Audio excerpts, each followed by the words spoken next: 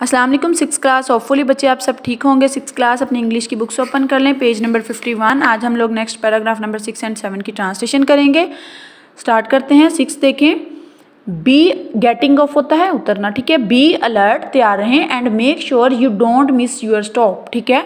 क्या कहते हैं कि ये यकीन रखें कि आपने अपना स्टॉप जो है उसको मिस नहीं किया। When you have reached your destination, जब आप अपनी मंजिल पर पहुंच जाएं, wait for a while, कुछ देर इंतज़ार करें। Don't try to open the door until the vehicle has stopped, जब तक बस के टायर पूरी तरह रुक नहीं जाते तो दरवाज़ा ना खोलें। Be patient, patient होता है सब्र, ठीक है। And don't push, ठीक है।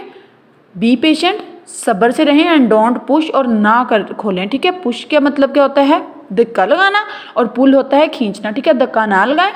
Help anyone who needs help, ठीक है। मदद करें जिसको मदद की ज़रूरत है। नेक्स्ट पैराग्राफ देखें।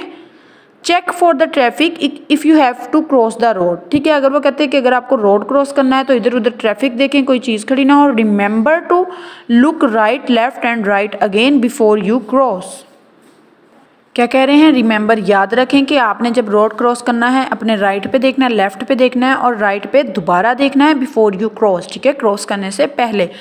Don't cross the road from the front side of the bus और wait for it to move away, ठीक है। वो क्या कह रहे हैं कि बस के अगर आप फ्रंट पे खड़े हैं, रोड क्रॉस ना करें, उसका वेट करें ताकि बस जो है वो गुजर जाए, ठीक है बच्चे। ये थे आपकी ट्रांसलेशन के paragraphs. Thank you so much six class. अल्लाह हाफिज़।